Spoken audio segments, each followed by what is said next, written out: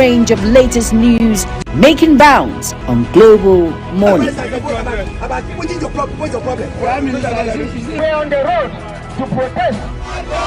And the president meets all of our demands.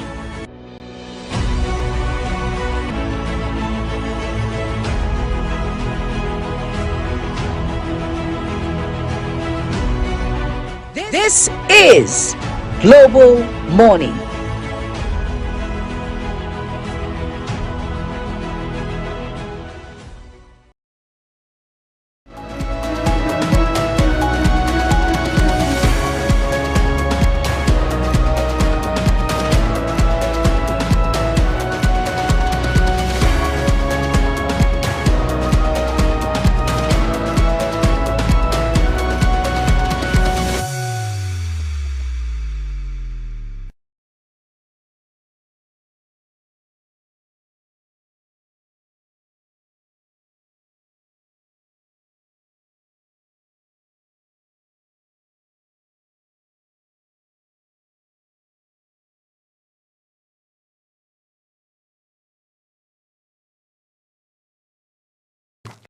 Okay, very good morning. Welcome to Global Morning Weekend Edition, the Sunday morning edition. How are you doing and how's your Sunday morning going? My name is Ubong Usoro and this is me saying good morning and welcome to the show. Alright, beside me is a ever beautiful and alluring Sadia Yakubu, who we always do this together every weekend, Global Morning Editions. Good morning, Sadia. Good morning, Ubong Usoro, and how was the weekend? How is Sunday? Right. I know your response. I know what you want to say. Thank God you know my response. And we are happy to be here, right? To serve you. Sure. That's a job. That's what we signed up for. To actually bring fun, bring entertainment, bring education to you as you have all the fun of your life and the time you need to have. Remember that we are your TV buddies, so we stay with you. All right, we're going to be with you from now till about 11 a.m. this morning as we have lots of fun on your TV, and we have a lot of interesting things lined up for our listening and viewing pleasure. Very distinguished this morning. All right, so we'll be starting with the papers as we do every morning. Right, so let's go check what the papers are saying, and Sadia will be helping us unravel the papers that we'll be looking at this morning. Which paper? All right, the first paper we have a Sunday Independence. All right, Sunday Independence newspaper is the first paper. And the lead story says an anti-Christian genocide campaign.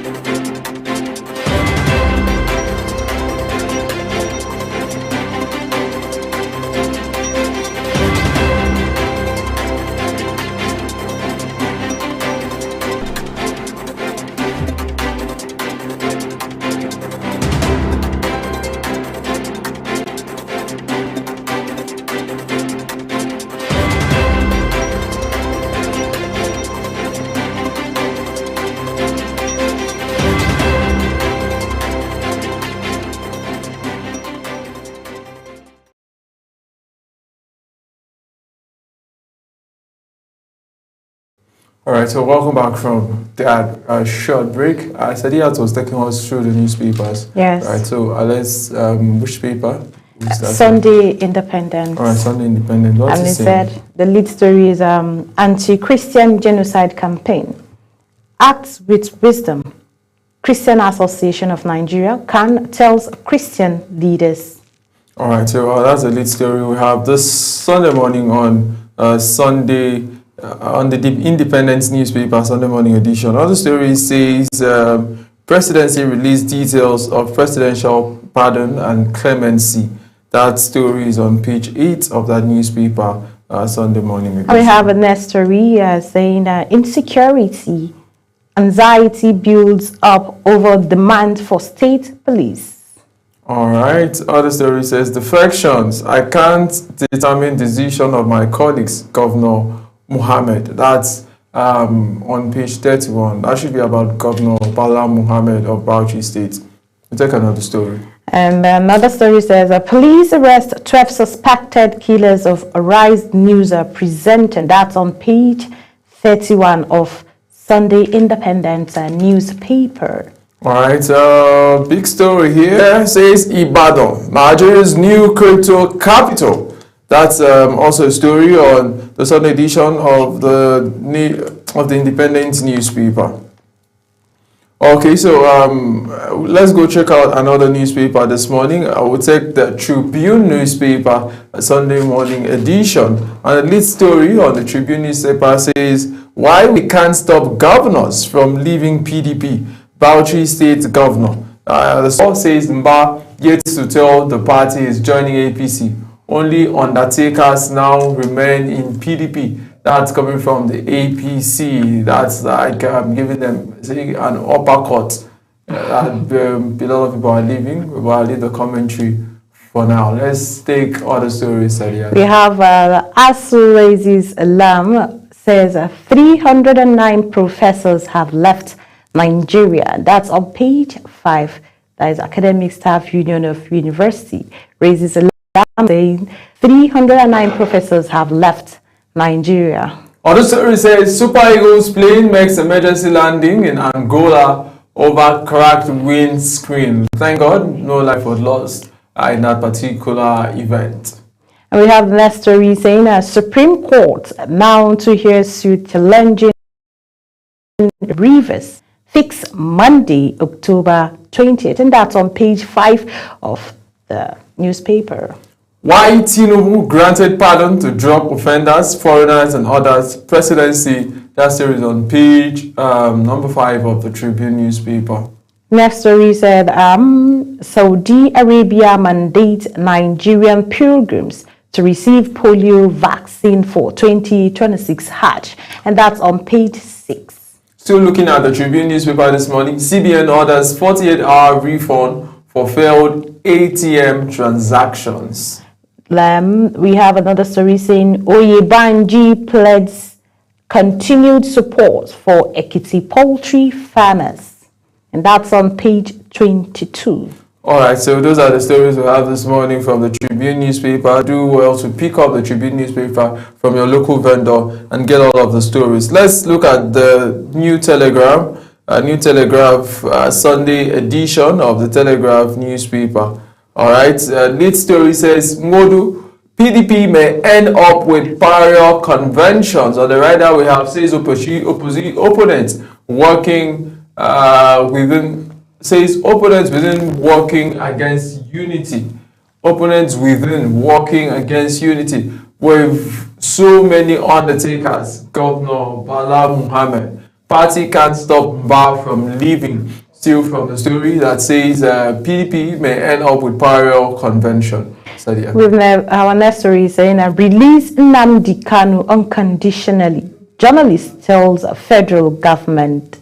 All right, other story says Kuka Center, Younger Africa. Others call for televised proper screening of INEC chairman designates. Next it's on story, page 5 of that newspaper. And next story is saying Pengassan strike slashed oil production in September, coming from the NUPRC as yearly growth rises 1.69%. All right, that just hit 1.52.3 trillion in 3 months. Experts warn of mounting fiscal pressure. That story is on page 4 of the Telegraph newspaper Sunday edition. Oyo reject a civil servant retirement age extension, and that's on page 30 of a Sunday Telegraph newspaper. Conspiracy of silence in army. Government liable for insecurity. This is coming from General Williams, retired. Kwara Kogi killings, political, says police officer, retired. Cleric decries worsening state of nation leadership failure. Those stories can be found on page 3 of the New Telegraph newspaper. And the last story for the Sunday Telegraph newspaper is saying 2026 World Cup cracked aircraft windscreen, delays Super Eagles' arrival in Uyo. But then, Ubong Usoro, what do you think really caused these crackdown? I think maybe it could be technical issues. You know, these things, technology. Anything can happen, right? Yeah. So even with our phones, our systems, sometimes we could just wake up, put on your system, and it's not working again. And those are some of the malfunctions we have, even with the cars, right? So for me, I think I just say thank God that no life was lost. Right now, let's move over to the Sun newspaper, Sunday morning edition. The Sunday edition of the Sun newspaper. This story says ADC membership. Confusion over coalition leader status. On the rider, Atiku committed to ADC, formalization of membership ongoing, says spokesman. Obi remains in Labour Party, will make decision on political platform by year's end. Yunusa Tanko. Alright, so those stories can be found on pages 18 and 19 of the Sun newspaper Sunday morning edition. Confusion over coalition leaders status. Our next story is saying Peter Obi prays for new Nigeria during pilgrimage to Rome. Calls for urgent action to empower Nigerian girls, women, change agents for good governance, accountability, rule of law. All right, so another story says 2027, why Jonathan is not a threat to Tinubu, Abdulaziz president's aide. As a president. Jonathan of trades to Bola Ahmed Tinubu. Our next story is saying a warning to Senator Ted Cruz by Fani Kayode. All right, trade fair demolitions, part of quiet war against Igbo enterprise groups allege that. That's on pages 4 and 5. Agenda for new INEC chairman, lawyers, activists, ethnic nationalities, table expectations from Amupita. He must uphold rule of law, Yoruba elders. And that's on page 22 and 23 of Sunday Sun newspaper. Interesting story on page 3. It says, nothing beats Nigeria's original jollof rice. Jenny Kupi, German lifestyle coach. A lot of talks about jollof rice. Jollof rice is Nigeria has the best jollof rice. I've tested Ghanaian jollof rice, right? And I loved it. But I love Nigeria too. So let's keep it there. Nigerian jollof rice is just the best. I don't want to go into that discussion. Just like saying Davido and Whiskey, who is better, Ronaldo and Messi. Those are discussions that you can never get a yes or no. Nigeria has good jollof rice. Ghana has good jollof rice too. Yeah, but ours is just the best. We have that smoky aroma, that party jollof aroma. Let's not go into this discussion, right? So that before Nigerians will counsel me and say, he said that he's not patriotic. I love Nigerian jollof rice, so I eat Nigerian food. Are you sure? Nigerians, you need to also test Ghanaian jollof rice, right? It's actually very nice. It's all very nice. The two of them. We'll take the last newspaper for this morning, and that newspaper is going to be the Punch newspaper Sunday morning edition, right? And the lead story says, ex-INEC chair Mahmood Yakubu take improved polls but can't end electoral flaws, says technical glitches, violence, vote buying, persistence, challenges. PDP Labour Party knocks Yakubu as ADC NNPP tax incoming chair. That's the lead story, and you can find it on page 3 of the Punch newspaper Sunday morning edition. The next story is in new CBN, that is Central Bank of Nigerian policy. 40% of POS, that is the point of sales operators, may turn jobless agents. That's on page 3 of Sunday Punch. Christian genocide allegations. Federal government opens diplomatic talks with the U.S.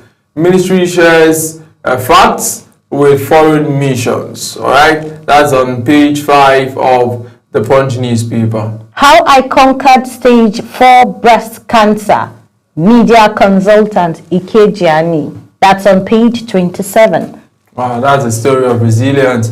I'm worried over defections to APC. PDP Governors Forum Chairman Bala Muhammad, page 6 of the Punch newspaper this morning.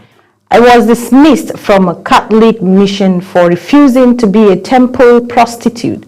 Ex-Reverend Sister. That's quite a lot. If you want to know, get to page 21 of the Punch newspaper. What does it mean to be a temple prostitute and what happened, what did not happen? A lot of discussions actually there. Alright, so when marriages pays, quiet rise of spousal payment in Nigerian companies, pages 22 and 23. I think this is quite nice for companies that pay their staff when they want to get married. Yeah. So they have this, there are some companies that have mandatory deductions. So if a male staff is getting married, let's say a company have an employee strength of 500. So everybody's meant to contribute, let's say 10,000. That's like 5 million naira. So I think that's something that should be encouraged, right?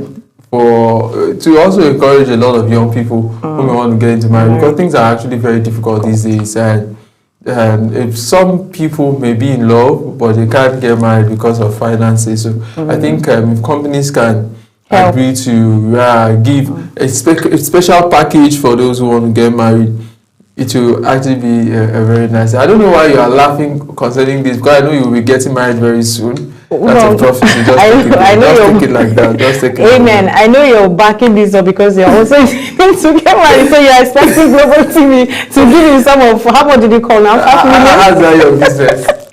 Alright guys, so that's how much you can take this morning on the newspaper segment of the show. Do get across your local vendor, like I say every day on the show. Get these newspapers and get all the information you need. Remember, knowledge is power, and like Sadiat, whether you like it or not, it is coming and people are doing it and you do it, and I don't care if you want. Alright guys, so we joke a lot sometimes when we come on the show, but let's be serious now to serious matters. When we come back, we'll go into a serious conversation and please in qualifying for the 2026 FIFA World Cup. We'll have an analyst that will be joining us as we look into this conversation. Sadiat, sign off for us. Alright, we'll be right back. Don't go nowhere. DSTV channels 365 and Star Times channels 276. Alright, thank you.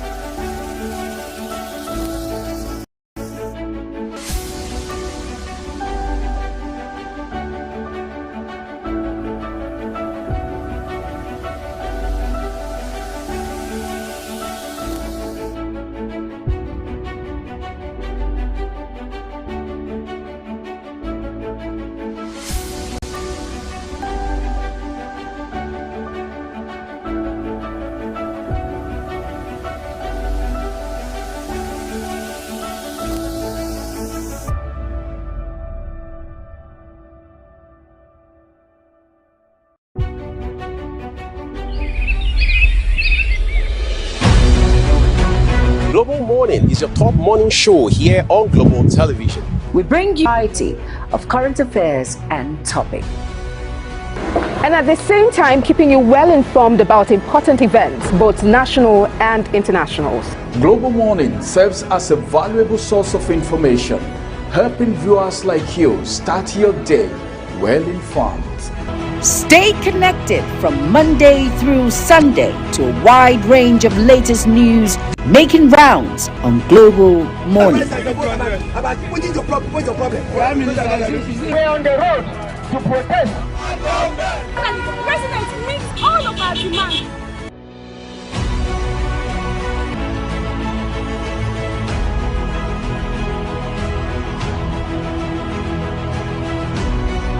This is Global Morning.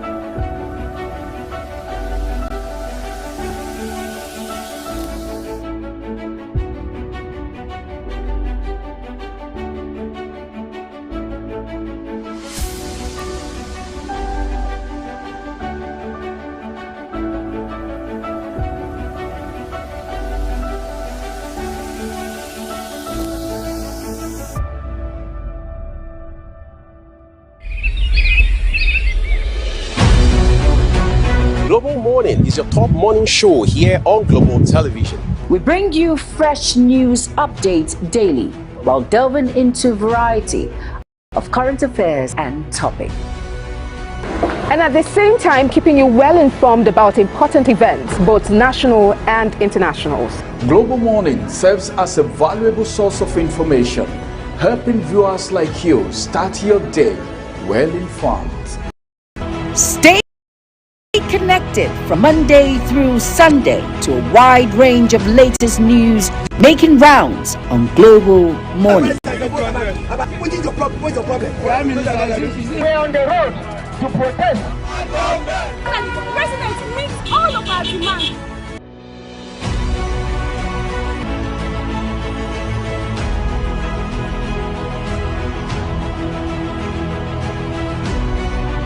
This is Global Morning.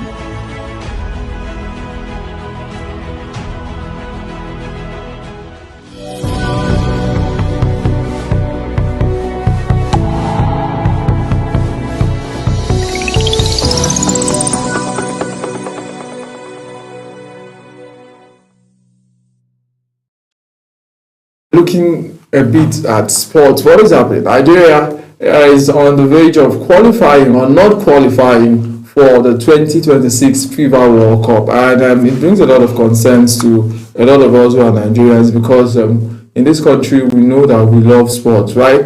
And sports plays a crucial role in everything that we do, from the way we interact, the way we speak with people, the way we look at community and everything. So it really plays a crucial role. So joining us this morning is a podcaster and also a sports analyst, Taiwo Nicholas, who will be helping us make sense of the latest developments in the world of sports generally, and maybe football as it concerns Nigeria at this time and the road towards 2026 FIFA World Cup. But just before I bring Taiwo in, I'd like to ask Sadiyat, you love football, right? I'm not a lover of football. You don't like peace, you like war. Alright, so let me bring Taiwo into the show. A very good morning to you, Taiwo. Good morning, Mr. Obong. Yeah, how are you doing this morning? I'm good. Alright, so the big question in the minds of everybody, will Nigeria be able to qualify for FIFA 2026 World Cup? Do you want the hopeful question or the real question, or do you want the hopeful answer or the real answer? Just go ahead and give us the answers. I don't think so. I really don't think so, because we've not been playing as a team. I don't think the new appointment of the new head coach has been great for the team. I think a lot of Nigerian players are deformed. They are not in the great playing form at the moment. And I think the whole squad is... if you see the game against Lesotho, the game a game that we were supposed to dominate and win very comfortably, it was a struggle. So, just not to give people a lot of hope, I don't think Nigeria will qualify for the World Cup. Alright, so we want to ask, what are the problems with the team? Because we've closely followed this team. What are some of the problems that you've been able to identify with this team? I think one of the issues that they have is, I don't know, maybe they're not playing as a team, or probably more, the funny thing is a lot of those players, when they are in their playing for their club size, they start games, they do well. But whenever it's time to play for Super Eagles, I don't know what happens. I see there's a switch flips in their head, and they're not able to do what people know them for. So that's what is going on with the team at the moment. And I think maybe there's no teamwork. Maybe coach. Maybe because there was when we played the Nations Cup, there was you can tell that that was a team that wanted to win something together and do things together. But this time, it does seem like everybody was playing for themselves. That's what it does seems like. So there have been questions about the fact that Victor Osimhen has been largely injured and has not really been part of the team the way he would have wanted to be part of. And there's also even been accusation of the fact that it seems as if he is dodging some of the games that has to do with the team. So let's look at this scenario when we have our star players not performing at their best. Is it what is affecting Nigerian this time? If you look at a great team, there's going to be a very good player, or probably 2 or 3 very good players, a star player comes and join the team. When you now have your star player, when you now have your player not play to affect the confidence of the team. And look at Osimhen as a person. He brings something different to the team when he plays. I don't know about this rumor that he's skipping some games. I think that's just injury that plays with that, not him personally. That's what I think. But if every great team needs their star player, their best player, their big name players on the pitch. They need them on the pitch. If they are not on the pitch, then the whole team will be in disarray. Because at the moment, he is Nigeria's best player. He is Nigeria's lead striker, and at least he's one of the top 5 strikers in world football at the moment. So if he is not playing, obviously there's going to be a huge hole in that team. Alright, so I'd like to ask, when you look at the Nigerian team, what's the biggest problem? Is it coaching? Is it lack of tactics? Is it finishing? Because you even look at the players standing Wabali that for a long time, we've really celebrated him. At the last game, Nigeria, he almost gave a free even when he won, right? and a lot of complaints about him, and people are even saying we should change the goalkeeping department. And that's one department that we've had a lot of issues since Vincent Enyama retired, and maybe we have Okoye, had that glitch. We've not really solidified that goalkeeping position. At the moment, Nigeria is light and better than Wabale at the moment. You don't have anybody that you say, okay, it's better than him. If you want to use Okoye, is when you want to, Nigeria is like, in terms of football globally, Nigeria is a big name in terms of football. So if you as a player, like the issue with Okoye where he came on and he made a mistake, and maybe a lot of Nigerians bashed him on the internet and he could not handle that. He said he was not going to come back and play for the Super Eagles. Since then, he has not had time to come with the Super Eagles. He has not called the reason is that for you to be a goalkeeper for the Super Eagles, it's not only about your goalkeeping abilities. You have to have the mental strength to handle. But before I stand in Wabali came, we had Frank Uzo, and still in that goalkeeping department. I know that we have Adele Adebayo and Ujo Olalede. But let's talk about Francis Uzo, who was our number one for a long time. Yes, Uzo and Wabali. You pick a Wabali because Wabali is a presence. See, that's the thing. Being a goalkeeper is more. There are a lot of things involved around being a goalkeeper. It's not only about your goalkeeping abilities. Being a goalkeeper, you need to have a presence. You need to have a presence at the back. You need to be able to control the team. You need to be able to shout. You need to be able to shout. You need to be able to control your back line. You need to be able to dominate the penalty box. That's what Iwabali brings. It's not only about the goalkeeping ability. If you look at the great goalkeepers of in football, we have like the Van der Sar, the Peter Cechs, and the Casillas, them. And the Casillas, all those goalkeepers had one thing in common. They were controlling their box. They were dominating their box.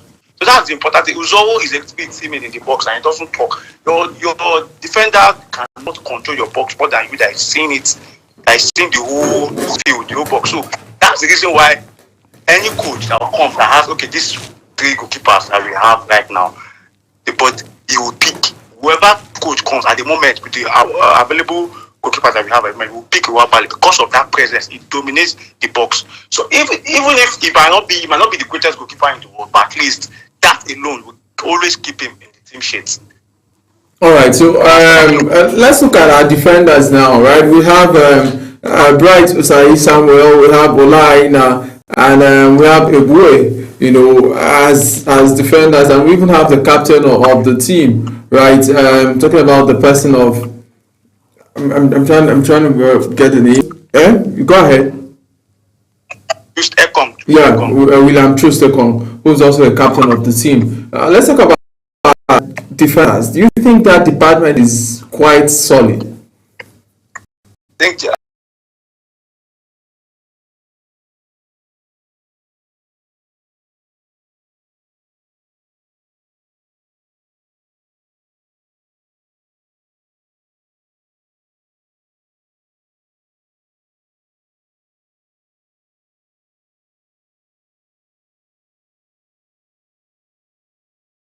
I think we are patient for you to want to build something.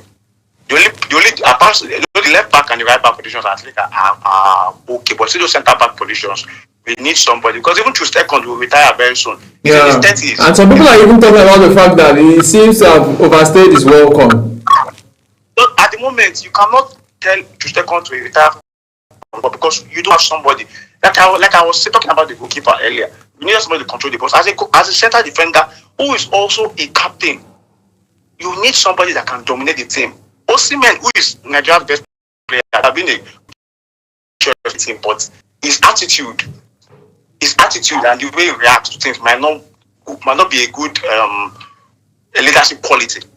So at the moment, you still need to call Troost-Ekong. I know Nigerian fans are like, is overstaying his welcome in life, but you still need to keep Troost-Ekong at the moment until you get somebody better. All right, so you're talking about centre backs. That centre back position, we have a lot of options because Calvin Bassey is in the plays centre back for Nigeria. You mentioned William Troost-Ekong, of course, plays centre back for Nigeria. We have Mero, who also plays as centre back. And Semi Ajayi also plays centre back for Nigeria. So those are lots of options. Yes, but Sami Ajayi too is in his 30s and he plays the second division in the Premier League. Absolutely. Yeah. I don't even know where Omeru plays at the moment. I don't know if it is Turkey, but Omeru too. Those guys are not playing high quality football. They are not in the league of players. Because if Nigeria wants to compete in the World Cup, you cannot be relying on players like Samuel Ajayi, like Omeru. The only two centre backs I could say, okay, fine, that we have at the moment, only two Stepan and probably Calvin Bassey. There's one guy that was loaned from Brentford. I can't remember his name right now. He's young. The young centre back. The guy is not bad either. But you want to go to the World Cup, you cannot just rely on the centre backs that we have at the moment. You cannot rely on the likes of Samuel Ajayi. You cannot rely on the likes of Omeru, like you actually said. Those people, they are past their prime. And this is a country that wants to go in the World Cup. Even if we end up qualifying, which I'm not certain, but I think we will. But if we end up qualifying, what happens when we get there? Do you want to go there and just go and have number, or do you want to go there and go and get humiliated, or do you want to go there and progress?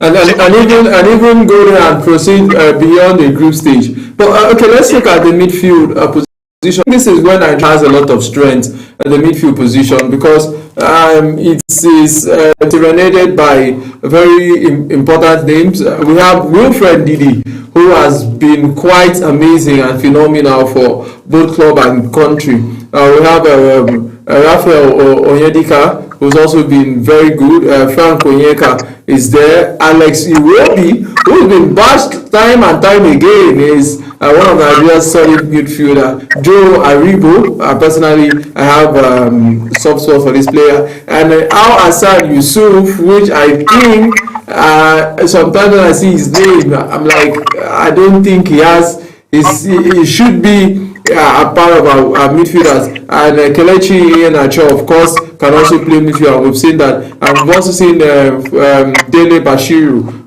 play midfield time and time again. I like that you talk about the midfield position of the Nigerian team, the Super Eagles team at this moment. And what do you think about the composition of that midfield position?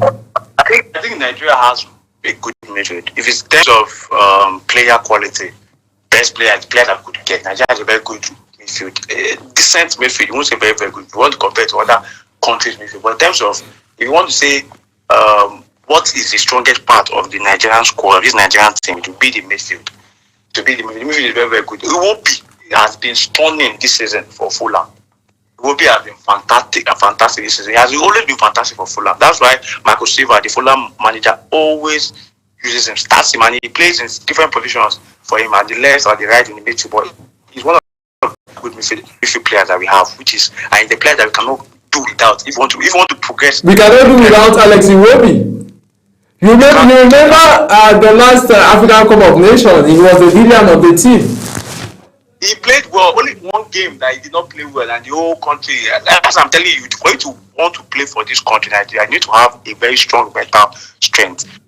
Nigerian fans are not easily swayed by things. They what they want is what they want. A typical Nigerian fan, we think we are as good as England. We think we are as good as Brazil. We think we are as good as we think great countries. We think we are as good as them.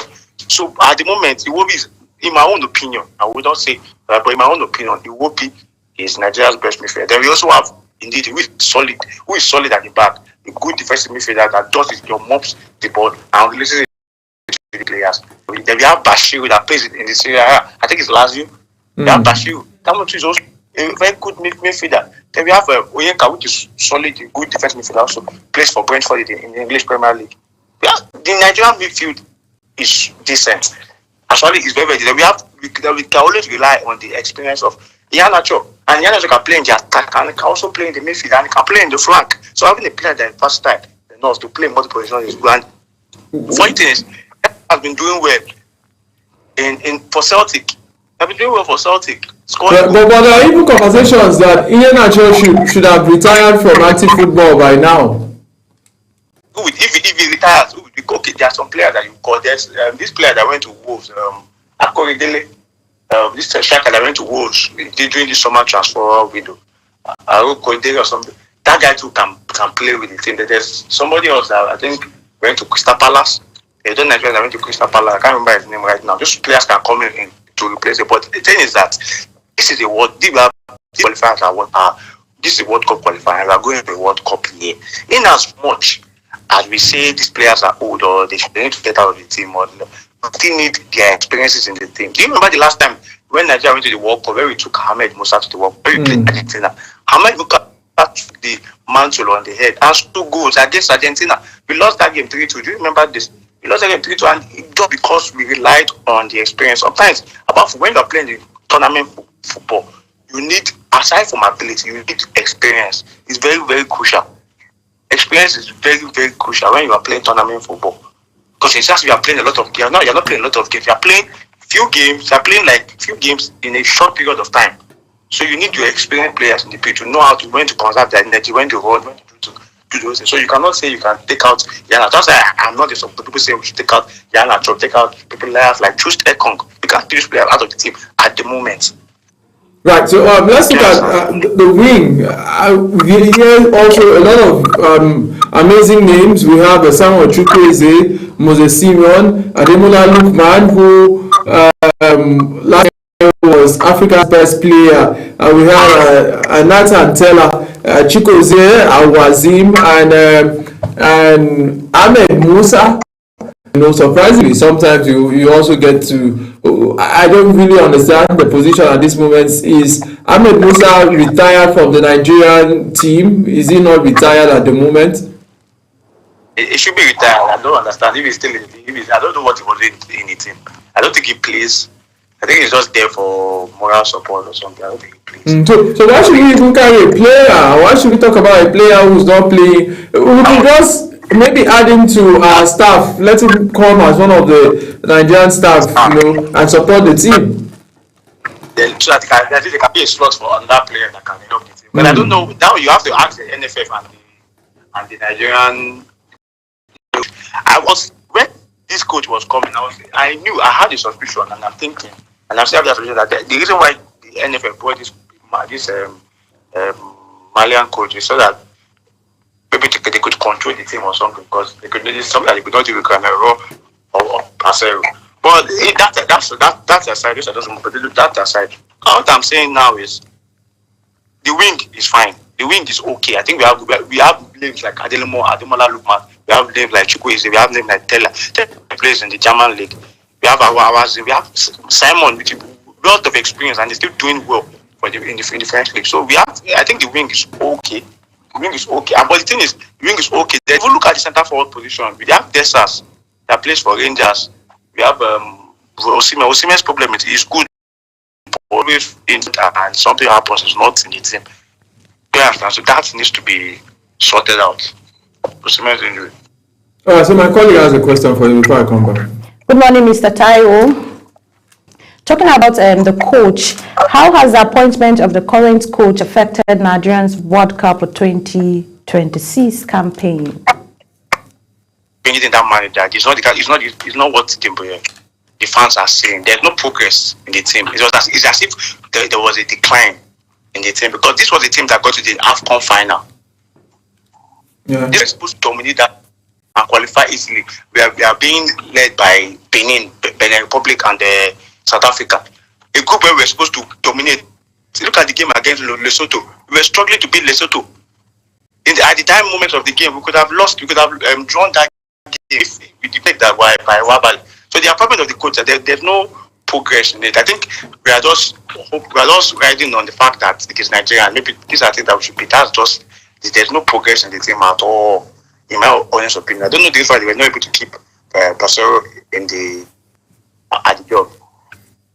All right, so let's look at our strikers and those who play the forward position. And because I'd like to ask you, which pair do you think combines the best for Nigeria at this point? We have Victor Osimhen, of course, his name will come tops. Victor Boniface, the other Victor, will also come up very well. Taiwo Awoniyi is there. Terry Murphy is one player I love so much, and it is sad that we don't get to use him as much as we should. But this is, apart from the fact that he's from Cross River, is a wonderful player. We have Kelechi Iheanacho. I don't know why you love it. That is from Cross River. Paul Onacho. Sadiq Umar is another player that some Nigerians complain about.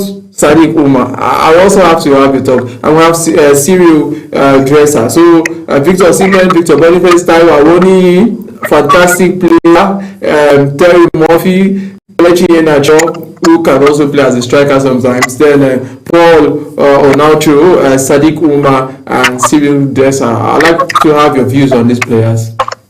Well, the problem about the centre forward position is that we have a lot of that. Nigeria has a lot of centre forwards in playing top quality football right now. But Osimhen is number one and he's one of the best strikers in the world at the moment. So Osimhen will always be picked. And the issue with that is that these slots, they have like about 3 or 4 slots for centre forward positions in this squad. They can't pick everybody.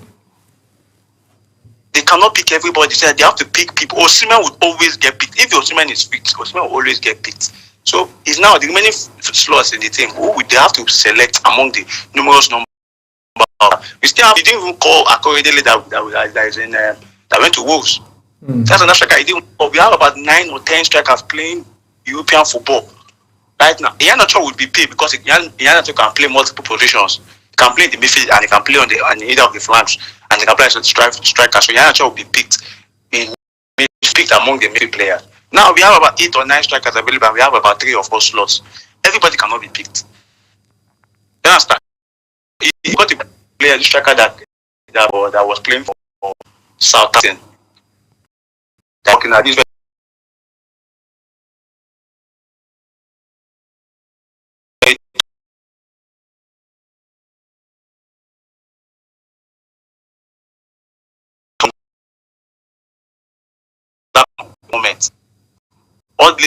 That's how the all-blazing form at the moment. And you need to pick Victor Boniface would have been a good option, but his injury crisis.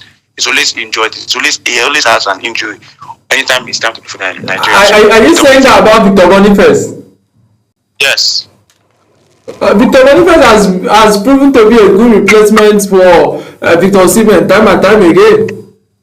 Yes, he has. But he has always had an issue with injury. The reason why he was loaned out from Leverkusen was because they felt that he could not recover or go back to his peak form because of the injury. He was loaned to Werder Bremen in the German league, and the deal that he had that was going to AC Milan, he failed the medical. For him to fail that medical, that means there was something that he saw. But the deal later went through. No, it's AC Milan did not go through. He went to AC Milan. He was supposed to go to Milan, but he failed the medical. And now had to go back. Then he had to go out to Germany. Then Leverkusen loaned him to Werder Bremen. Yeah. The reason why Werder Bremen, not that Victor Boniface is not a good footballer, not a good player. But he knows that Victor Boniface is a good player. It's the injury crisis that they are scared of. It's the injury that he always has that they are scared of, and people are scared. He almost went to Saudi Arabia too, in the previous transfer window too. But that one, I think they ended up going for the club was either him or Ivan Toney. I think they ended up going for Ivan Toney. The previous last summer transfer window. So that's just it with Boniface. But about the striker situation with the Nigerian national team, like I'm saying, we have few slots and we have a lot of strikers. It's not everywhere they can call. Sadiq Umar is good, but it's not really that. Sadiq Umar is very, very good, but I don't think it's somebody that scores a lot of goals. But he's a very, very good replacement. Striker. I think we forgot to mention Emmanuel Dennis. Yes, that's another striker too. That's another striker too. So that's a few slots. We cannot call everybody. It's not everybody that can be called. All right, so let's try to wind down the conversation now. There's this talks about the fact that we are not integrating home-based players enough into our team, because if you look at these team sheets now, everybody plays in Europe. Most plays in the EPL, some in Serie A, some in La Liga, and all of that. No one single player, apart from the goalkeeper department, that plays in the Nigerian Professional Football League. Is this worrisome? Is this something that should not be?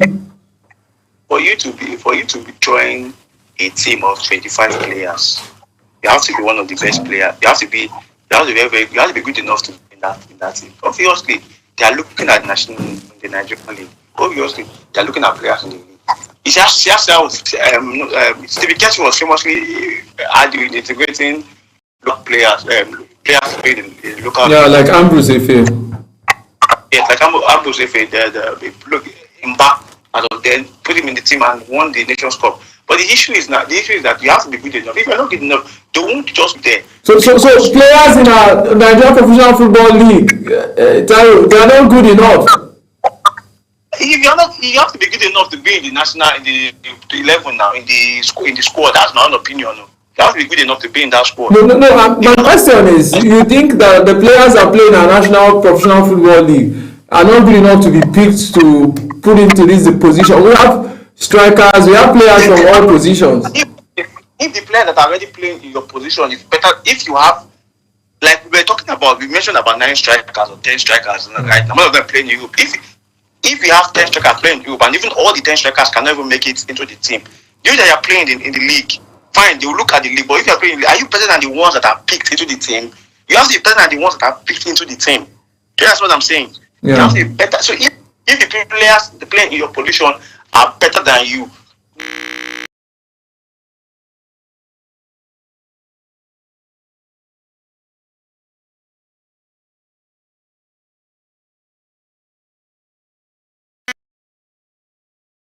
go far, wants to win things, you need to ask yourself, when they pick players, okay, the players in the league or players in the Europe, are they better than the players that they actually picked to the squad? If they are better, all well and good, bring them in. But they are not better.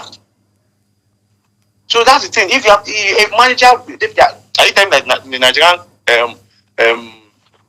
Super Eagles don't have a coach or a scout that watches Nigerian Premier League and see if they are players that they can bring into the squad, it's not possible now.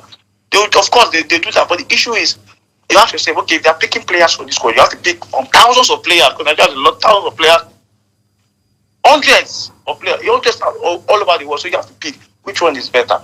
And every single day, another Nigerian is coming out, and another Nigerian is coming out. Okay, fine. Find your position that you play.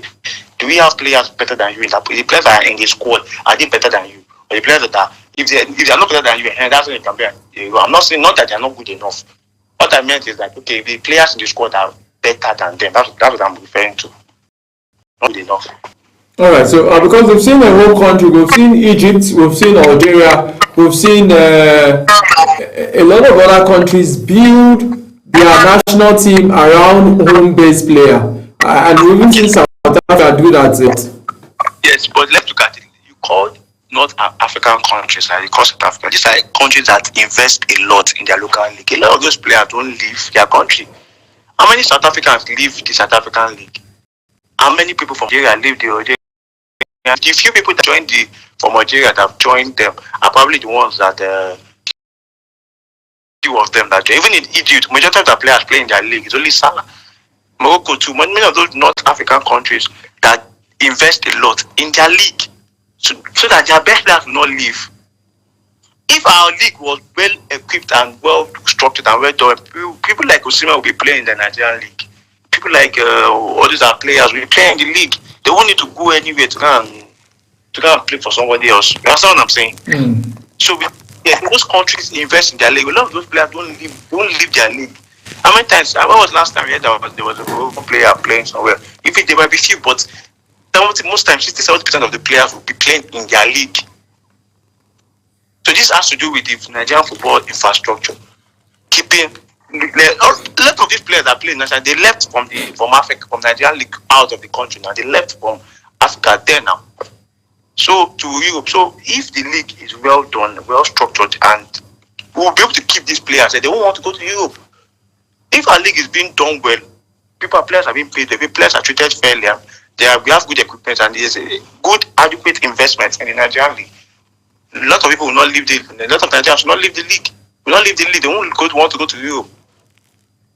Right. So that's just it on that. That's just it on that. Right. So we are going to be having a game on Tuesday, which is going to be very decisive as we play the Cheetahs of Benin Republic in Uyo, Akwa Ibom State. I'd like that you talk about your expectation for that game.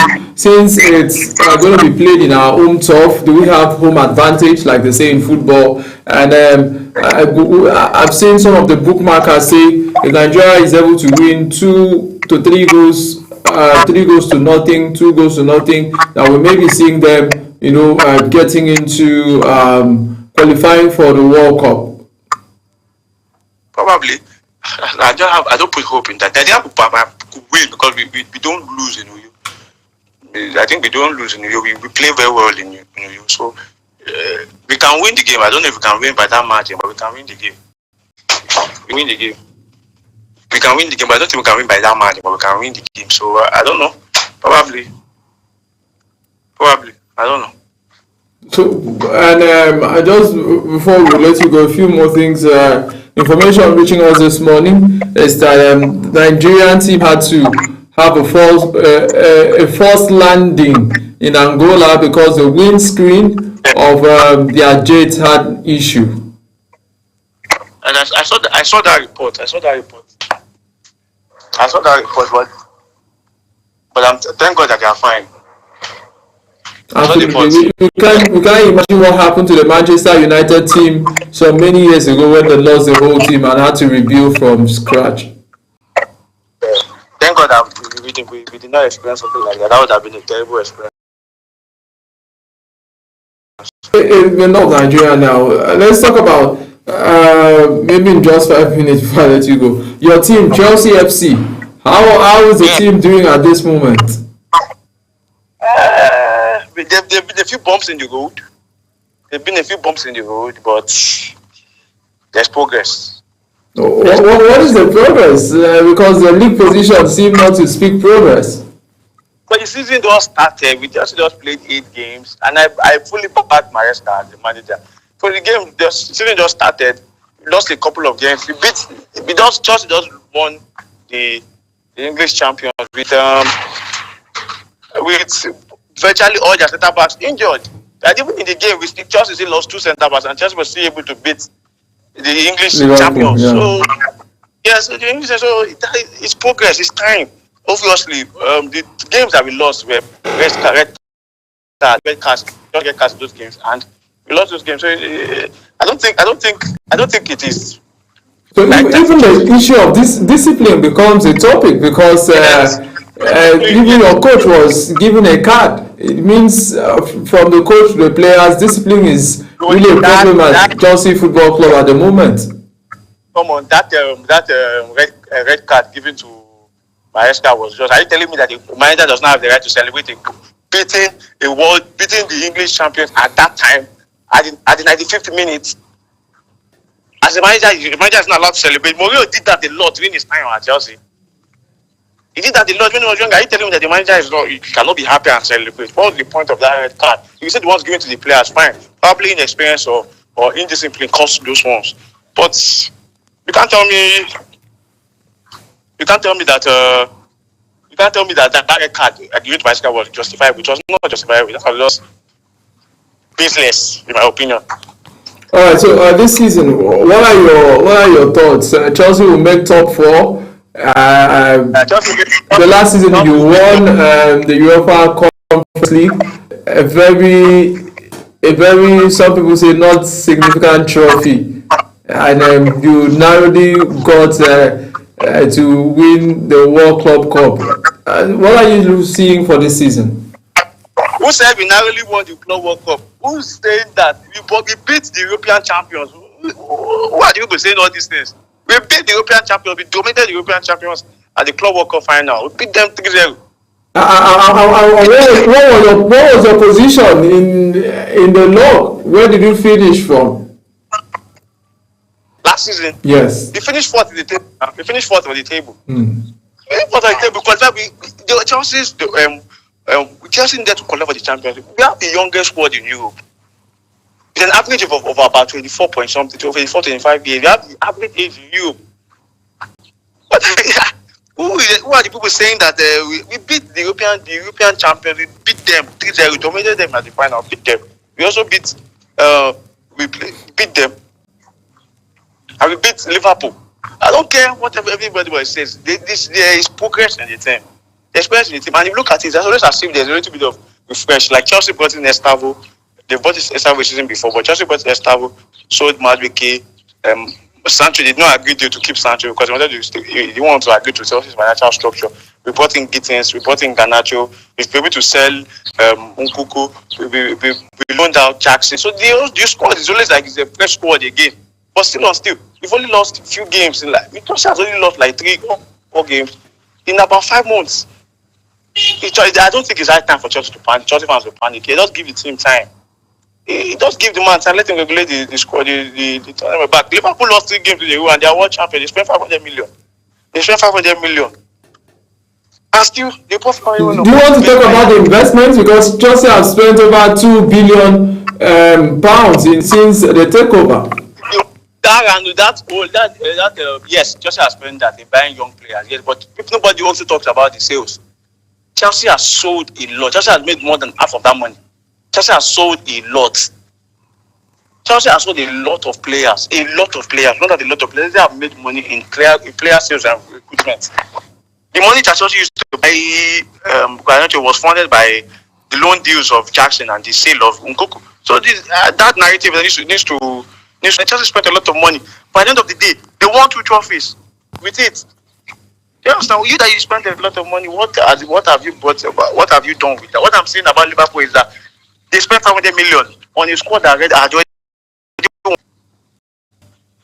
the league. You won the league and you're spending 500 million.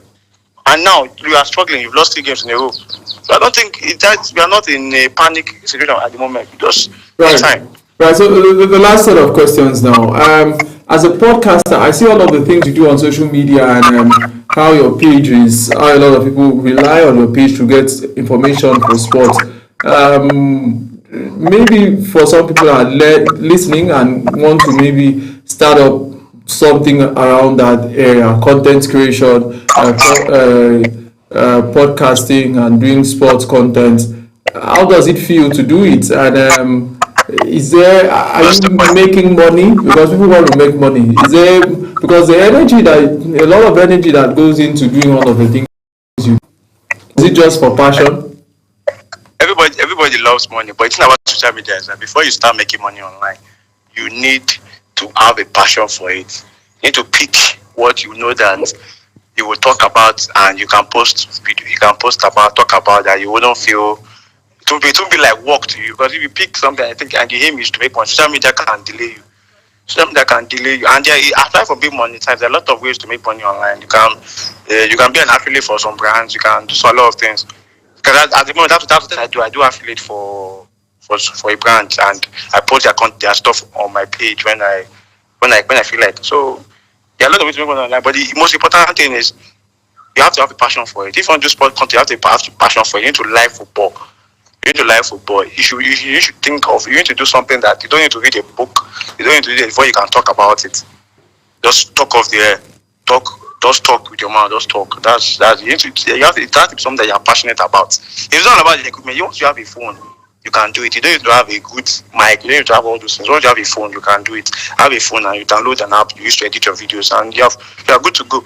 As you are progressing in life, and the little money enters, you start buying the equipment little by little. That's how everybody does their stuff. That's how everybody does it. Alright, so I know you evaded the question. You are making money, so that I will not bill you, but it's okay, it's fine. So just go ahead. When we are done, we send you the link so you can also post and tag us, right? And collaborate with us. So we can also share from your followers. Thank you so much, Taiwo Nicholas, podcaster and sport analyst, for coming on the program this morning. We really do appreciate you. But just so you know, my colleague Sadi has asked a question, saying she doesn't love football. I don't like football. I'm not a fan of football. I don't understand people that don't like football. You need to be scared of them. He said we need to be scared of you. He doesn't want to like people that don't like football. Thank you so much. We wish you all of the best, and keep doing what you do. We'll see you and we'll celebrate you. Thank you so much. Thank you.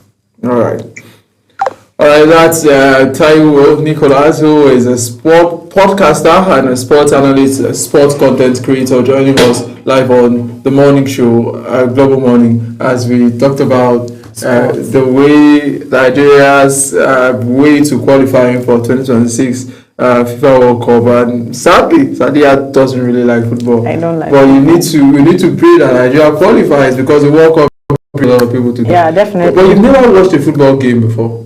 Why would I watch it? What you don't? He just said. He said you do what you have passion for. Yeah, so what do you have passion for? Let's even start. I don't have passion for. You even know your passion. I don't know my passion, but please help me out.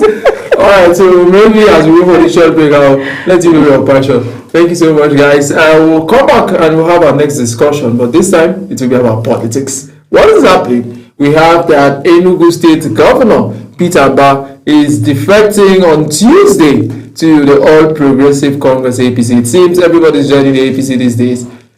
Sorry, I can't join political parties. I'm a journalist, so we just do our work, right? But for everybody and for nobody, like let President Muhammadu Buhari. Let's go for this break. We'll be right back.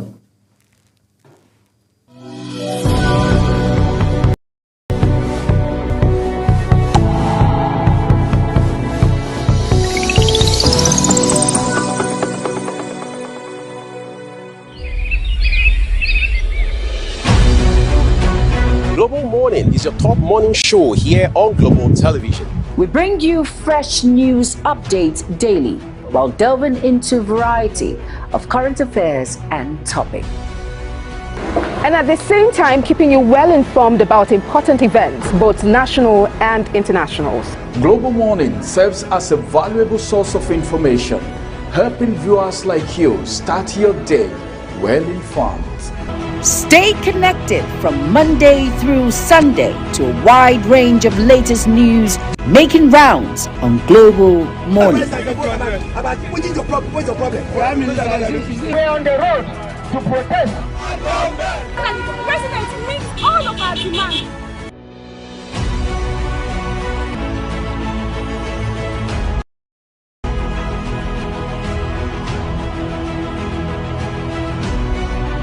This is Global Morning.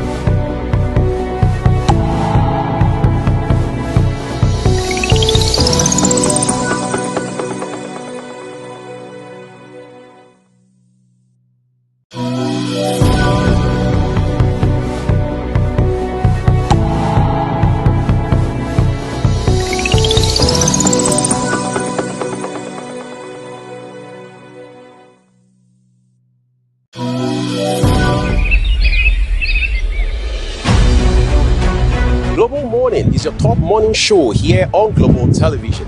We bring you fresh news updates daily, while delving into a variety of current affairs and topics.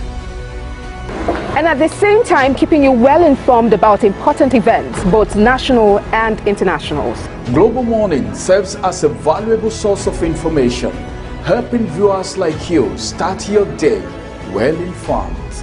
Stay connected from Monday through Sunday to a wide range of latest news making rounds on Global Morning. What is your problem? What's your problem? We're on the road to protest. And the president meets all of our demands.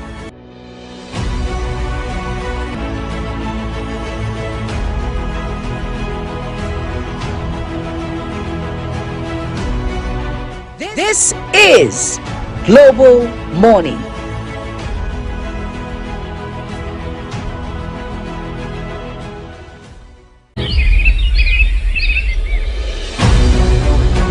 Global Morning is your top morning show here on Global Television. We bring you fresh news updates daily while delving into a variety of current affairs and topics. And at the same time, keeping you well informed about important events, both national and international. Global Morning serves as a valuable source of information, helping viewers like you start your day well informed. Stay connected from Monday through Sunday to a wide range of latest news making rounds on Global Morning. What is your problem? What's your problem? We're on the road to protest. And the president meets all of our demands.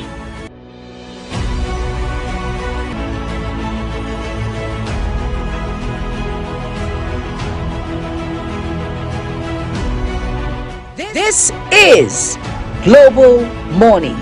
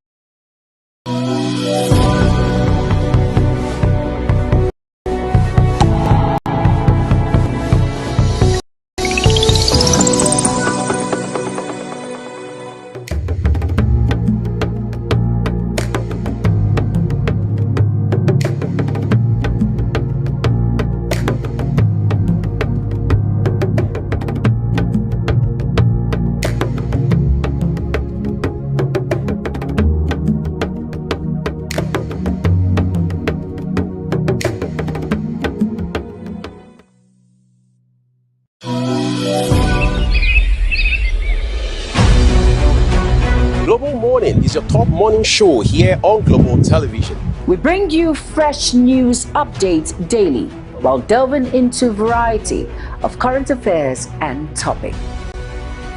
And at the same time, keeping you well informed about important events, both national and internationals. Global Morning serves as a valuable source of information, helping viewers like you start your day well informed. Stay connected from Monday through Sunday to a wide range of latest news making rounds on Global Morning. What's your problem? What's your problem? We're on the road to protest. And the president meets all of our demands.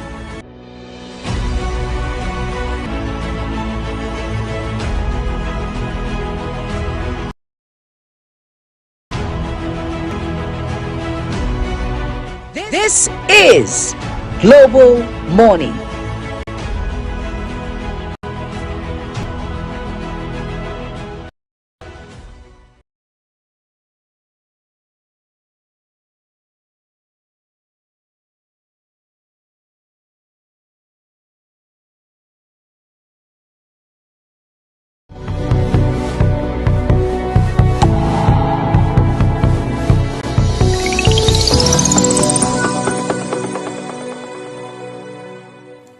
Welcome back from that break, right? So we talked about Nigeria and our road to qualifying for the FIFA 2026 World Cup. And Sadia says she doesn't like football. Yes. Sad. They are missing a lot. All right, now, so we're going to have a political discussion as we talk to a public affairs analyst, Jonathan Sien, as we try to look at what is happening and why are we having so many defections. Information reaching us now is that Enugu State Governor Peter Mbah will be defecting from the PDP to the APC on Tuesday, and it seems a circle. Politicians get this thing from one political party, and the next moment they move to the other political party. A very good morning to you, Mr. Thank you for joining us morning on Global Morning. Yeah, good morning. All right, so I'll allow my colleagues to start the question. Good morning, Mr. Jonathan. And nice having you on the show this morning. Our first question is, we have politicians defecting from one political party to another, either APC, PDP, to another political party. What constitutional provisions currently regulate defection among legislators in Nigeria or politicians in Nigeria, and how effective is this law? Okay, first of all, talking about defection, we have had a lot of politicians defecting. I think since the year began, we have had governors moving from one political party to another. We also have, other politicians moving to the ruling party. And if you look at the constitutional, the legalities there, we might really not say, fine, this is where it is written that you have to move or you don't have to move. But it is also being noted that a politician can move if there is a wrangle in their party, if there are problems in the party, just like what the governor of Akwa State said, that the PDP, they have issues, in national level, and the party is not well organized. So that is a valid point, for moving. And this has been happening over and over, and we have seen that most times when a governor moves or when a politician moves, he doesn't just move alone. He moves, with his members, and absolutely it affects a whole lot. And most recently we have in Ogun State, Tamba, he's moved to join the APC, and you've seen what most of his supporters have come out to say. They not welcome the move, but he has said that he's doing this so that state gets what he wants from the national. So constitutionally, if a person wants to move or a politician wants to move, then he needs to have a valid reason. And one of the reasons should be that there's disunity, there's a discord in the party that where he belongs. And if you look at the PDP right now, you find that most of the politicians or most of the persons who are there, most of them have left the party.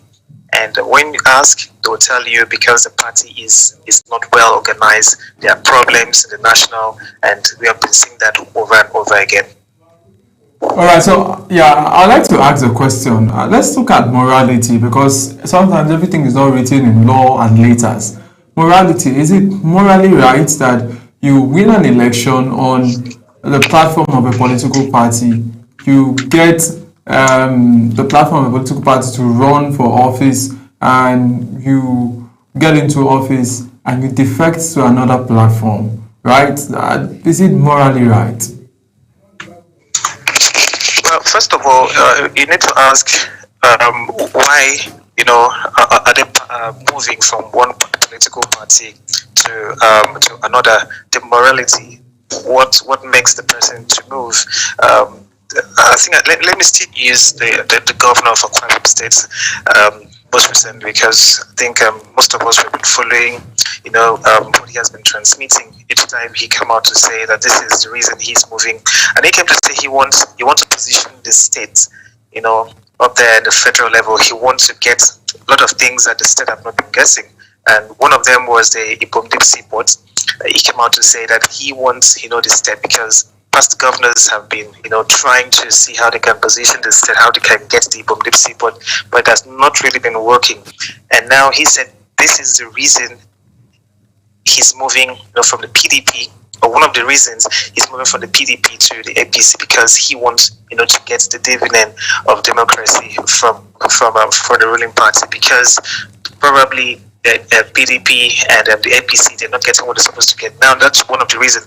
Talking about the morality, I mean, it's going to break a whole lot of things because, first of all, contesting on a particular political party, you had the aspiration, you had the the motive of the party. For example, the party A might say that our candidate will be able to do this, our candidate is going to save lives, our candidate will give you food, our candidate will build roads, our candidate will give you certain things. And another political party B might come out to say, okay, if you vote us in, this is what our candidates will do, or this is what the party will do.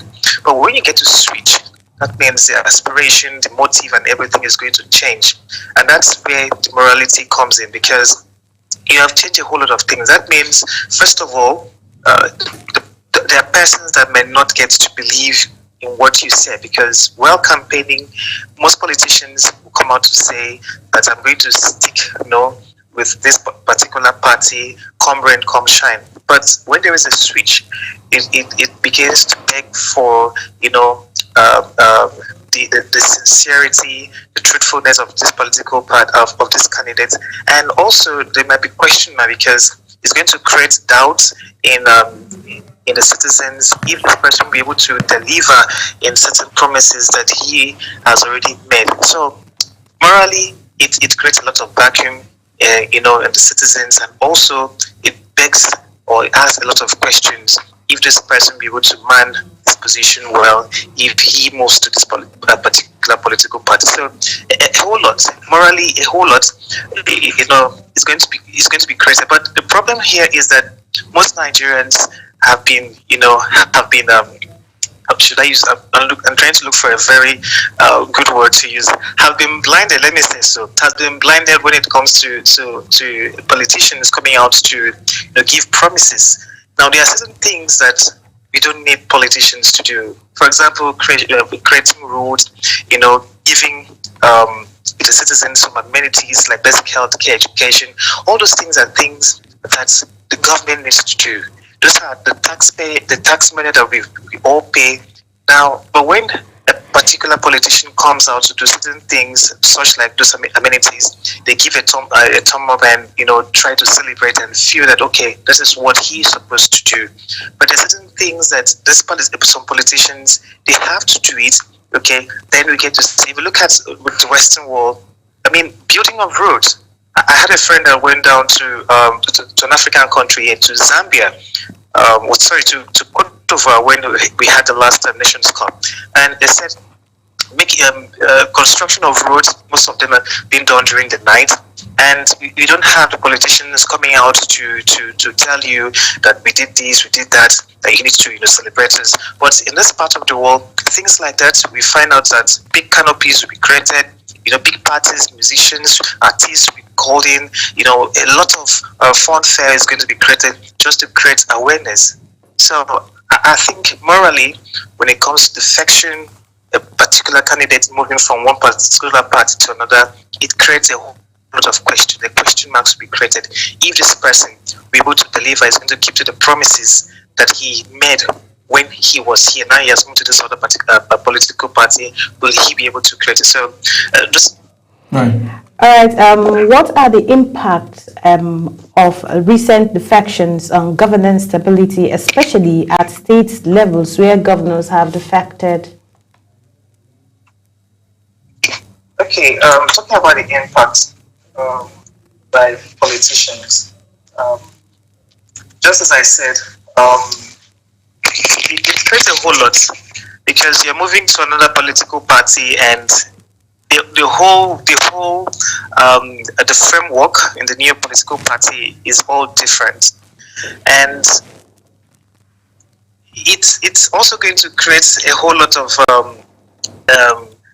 should I say a whole lot of barrier, because you're going to come up with a whole lot of things, certain things that you didn't want to do, and I just wish I could put it in a very good way by saying that most times you get to do certain things, or most of these politicians get to do certain things that they never planned for, and because you're moving in here, you just have to live by the rules, if I have to say so. Now there's certain things that we don't get to see because we're staying outside here, but when we get to go in there, we get to realize that there's certain things, that you just need to achieve just because you are there. So for a particular member, for a particular person to move from one particular party to another, first of all, we should understand there's something is brewing somewhere.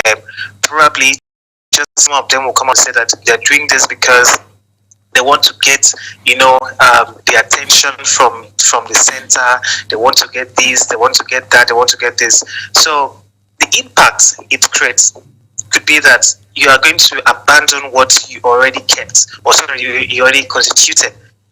For example, I'm in party A. I told you I'm going to do this. Now I'm moving to party B. First of all, moving to party B, party B has a whole lot of structure, different, ideology, and you have to live by it. And that is a problem. So when you move to party B, you need to see how you're going to fit in. You're going to see how you're going to walk by the rules. You're going to see how you're going to do what they want. Probably party B might tell you, okay, we don't want to do what you kept there. This is what we want to do. So it's going to create a whole lot of impact. And again, it's going to destabilize a whole lot of things, because first of all, some person might say that if you don't want to work with me, or you don't want to move alongside with me, that means you need to resign. So what about if you had intellect who were with you? What will happen to those people because they don't want to move with you? So that means you're going to drop them, and it's going to create a whole lot of vacuum, because those that will mount, the pulpit, or those that will mount the seat that the other person left, the person might not be able to do exactly what you wanted. So it creates a whole lot of discord, because first of all, you need to start from the scratch, most especially if you realize that those that you wanted to move with did not move. So a whole lot of should I say the arrangement, the structure will be broken. Then you need to start building again. And so for me, perfection is not always a welcome game when it comes to politics, but most politicians, they just have to do it just because of what they want to get. You talked a lot about ideology. Is there a place for ideology in Nigeria's politics, and what is that place? Do Nigerian politicians or Nigerian political parties on that ideological baseline? What's the ideology of the people who are in those parties? So the question now is, do politics or Nigerian politicians play politics with ideology? Well, you all know that our dear country, when it comes to politics and everything, we tend to go. And I'm looking at some political ideology. Let me put it that way. If I could put it so well, I would say it's regarded in its care. So I'm just trying to remember what I did years back in school when it comes to politics and the rest. So the expression, when we talk about the ideology, the expression is viewed as a maxim, okay? And when it comes to politics in Nigeria, most of our politicians, we are just going there because we want to achieve, certain things. Oh, I want to become a governor because it's my turn. Or I want to become a governor because someone in my family was already a governor, or it was already a councillor, or it was already this. Now, most persons do not go into politics because of the interests of the people. They don't do so. They only go in there because they want to. It's self-achievement. I'm going to borrow the Western world. If you look at the Western world, going into politics, they ensure that you are going there because you want to serve the people. You don't want to serve yourself. So they have their own thoughts, they have their own ideology. Okay, it is value laden. It's something that they want to help to improve the society. But I think right here in this other part of the world, it's flipped. It's the other way around. It is self-driven, not people-oriented. It's not people-driven. So that's when you realize that when persons or when people go into politics, the corruption is there because they want to attract things for themselves. They don't want to attract things for others. I used to tell people fixing the country is not that difficult. If we have the right structure in place, we can fix the country. But the problem is that what's the interest? How committed is individual? Because you have people that will have the interest of the country, but once they get into there, they really want to, serve themselves. So the ideology of our politicians are just different. First of all, they want to satisfy themselves before they get to satisfy others. So our ideologies, they are quite different. It's something that I think most of the politicians, they really need to be schooled. They need to sit down and understand why they're going into politics. Politics is to help, the people who voted you in, not to help yourself. That's why you find most people outside this part of the world, when they leave politics, you realize that most of them, they are going into their own businesses. They're doing certain things, rather than owning private jets, owning big businesses, and things that they didn't have before they became politicians. But once they leave politics, you find them, amassing a whole lot of wealth that came from politics. So ideology right here is quite different from what we have outside. All right, so Sadia. Talking about defection, could the pattern of defection lead to one-party dominance in Nigeria? What democratic risk does that pose? Sorry, I didn't get that. The network is bad. Could the pattern of defection lead to a one-party system in Nigeria? Okay, talking about the pattern of defection, I would say it could, at the way we are seeing, because you realize that the scale right now, I would say it is like 90-10. The ruling party is grabbing most of the states, Enugu, and we are still looking at other states, being swallowed by the ruling party. Now, the pattern that you are seeing, or the pattern that we are seeing, defection going, I think it needs to be studied, because first of all, we need to understand what is making this to happen. First of all, we saw Akwa Ibom, moving from the PDP to the APC, and the government came up to lay claims that it's because they want to position the state at the center. Now we've had other governors just recently again. The Enugu State Governor Peter he's already finalized his moving to the APC. This is another thing. So you may get to ask, what is making this person? Do they have any monetary agreement? Is it based on people oriented? Do they want to give people certain things? So the pattern of this defection, I think we just need to see. We need to look at it, critically, well, to understand what is making this. Is it that there's a bit of coverage in case something happens? Okay, once you leave your seat and probably you committed a crime, you won't be investigated. So I think it's good, as journalists, we also get to broaden our ideas, or get to understand basically why these persons, or why the politicians, they are defecting, and what's making them to move. Because I can be somewhere. We are living in a technology-driven society. I can be somewhere and achieve certain things I wanted to achieve by getting knowledge elsewhere. So it doesn't mean that if I'm in APC, or in PDP, or in YPP, or in ADC, or APC, and I cannot achieve what I want to achieve for the state. If we look at states like Anambra State, you look at states like Abia State, they are doing so well. Most of them, they're not in the ruling party, but they are doing so well. For example, the Abia State, the governor that came in, he has helped to change the state, is making the state to stand out. He's not in the ruling party. So what is making this person, so what's making these politicians to move?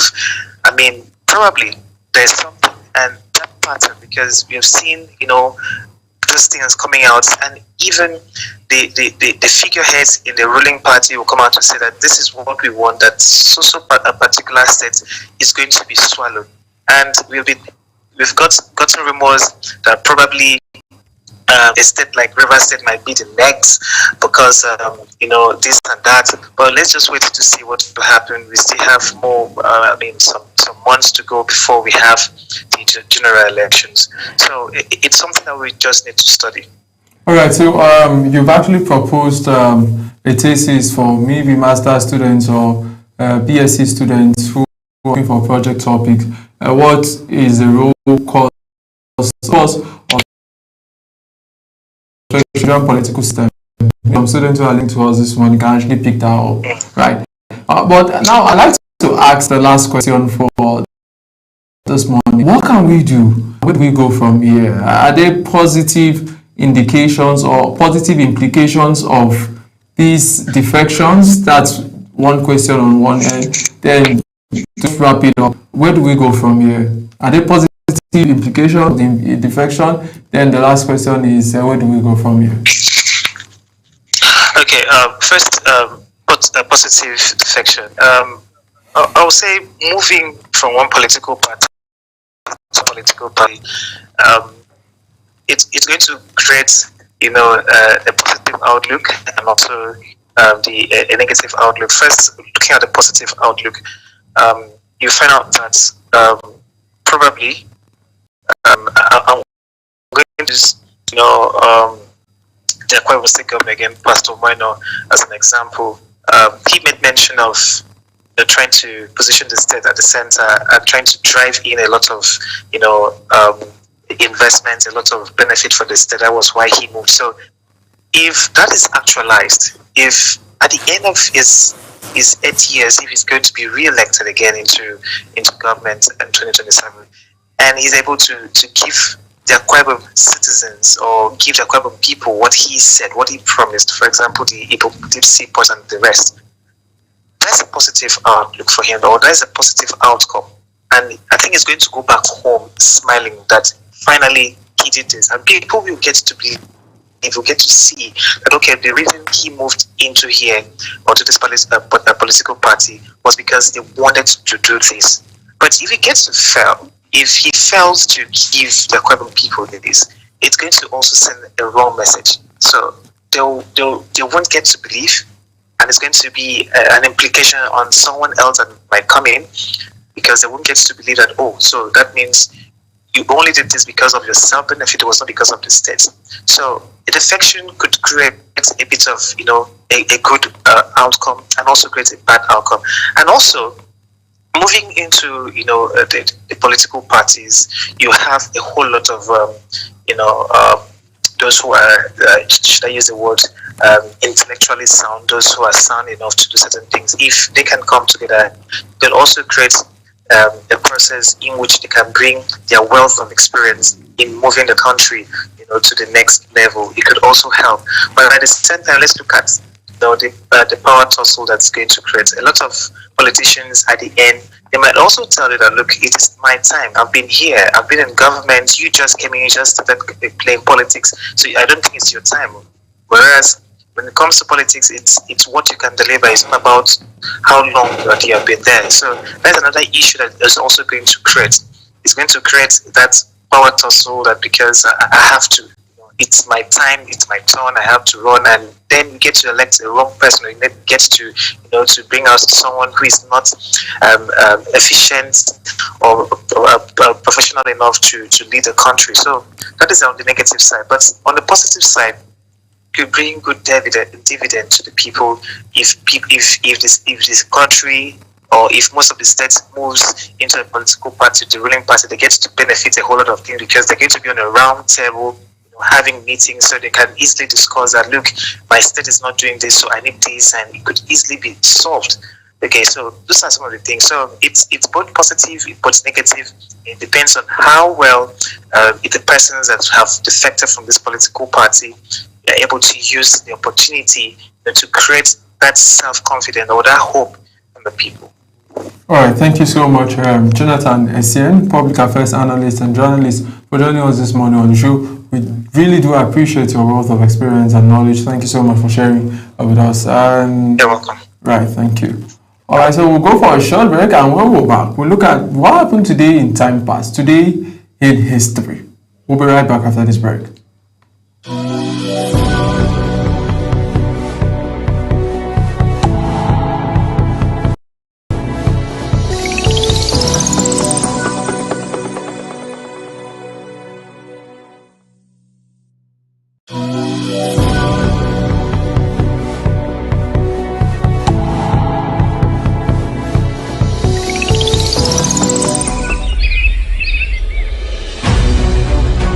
Global Morning is your top morning show here on Global Television. We bring you fresh news updates daily while delving into a variety of current affairs and topics. And at the same time, keeping you well informed about important events, both national and internationals. Global Morning serves as a valuable source of information, helping viewers like you start your day well informed. Stay connected from Monday through Sunday to a wide range of latest news making rounds on Global Morning. What is your problem? What's your problem? We're on the road to protest. And the president meets all of our demands.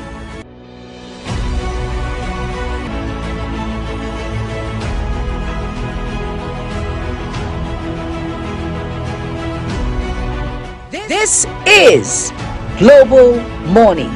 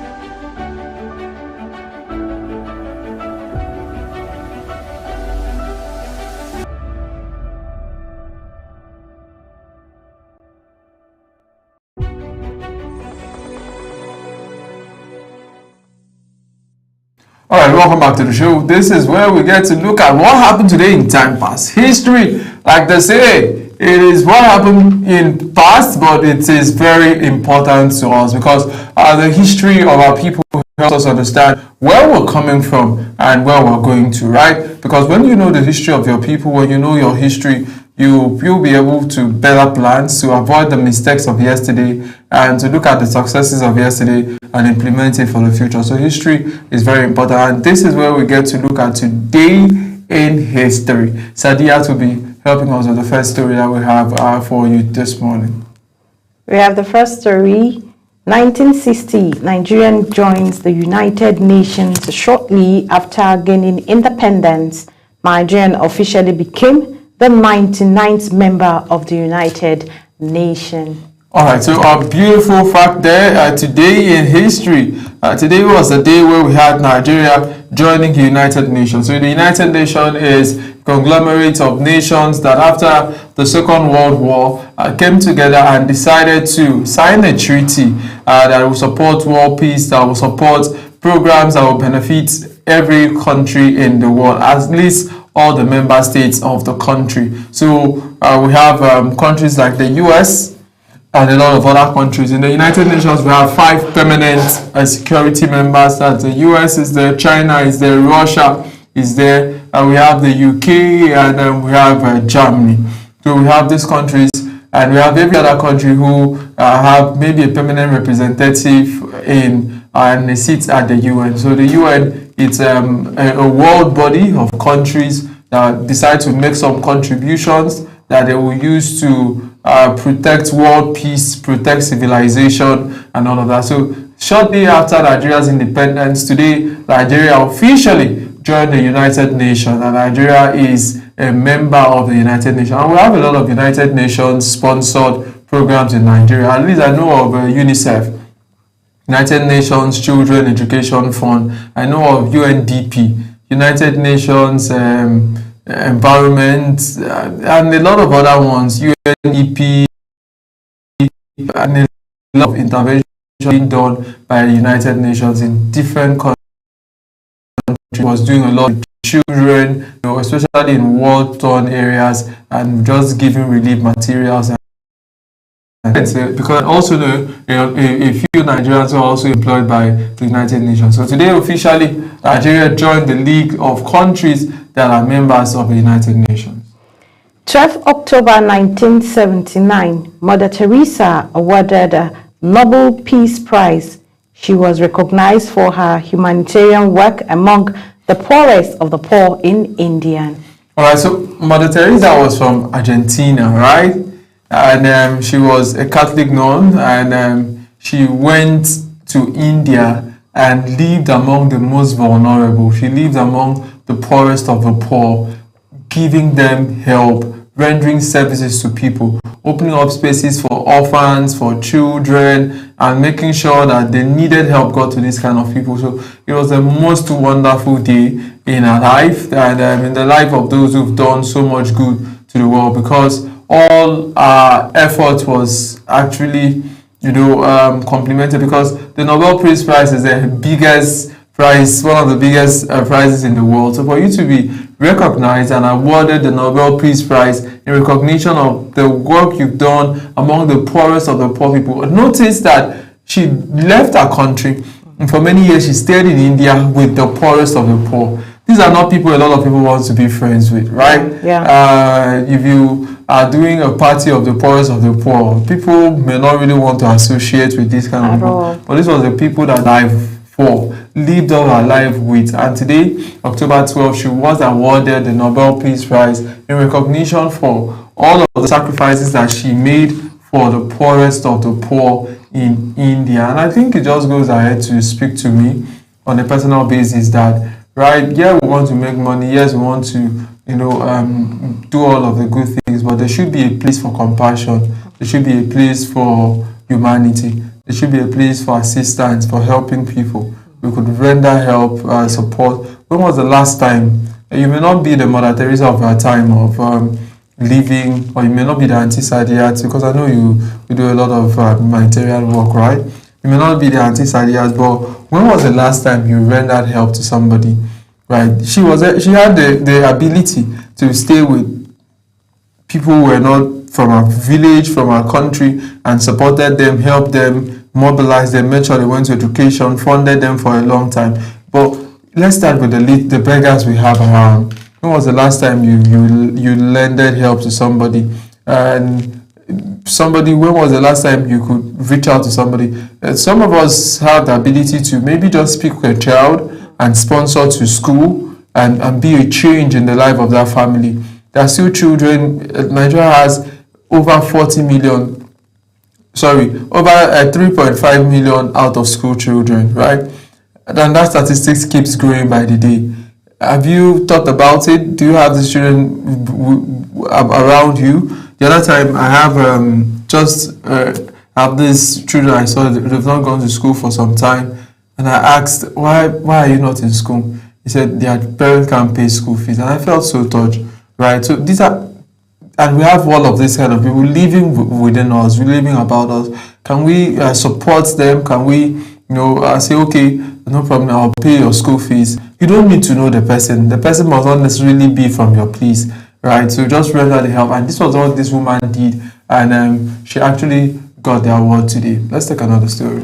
All right, 1978, launch of National Youth Service Corps. The National Youth Service Corps was created to foster national unity and rebuild after the Civil War. So the National Youth Service Corps was launched this day.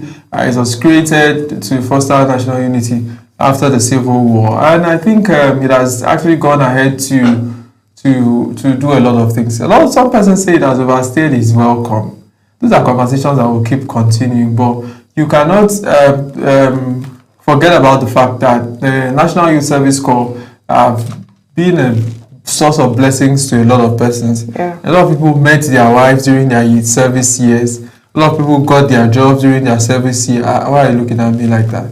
A lot of people got connections during their service year. Yeah. A lot of people even traveled out of their state for the first time during their service year. I needed to say this one because you did as well. Before I went for service, I traveled.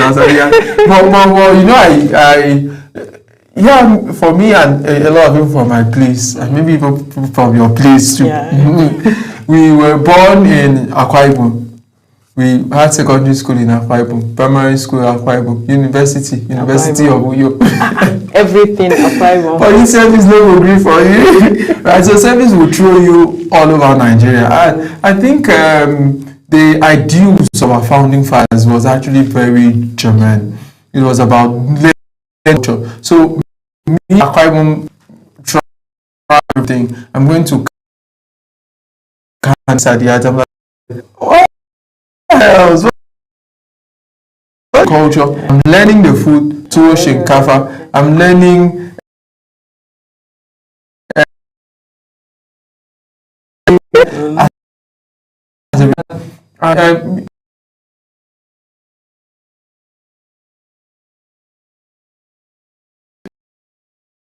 lives in the process.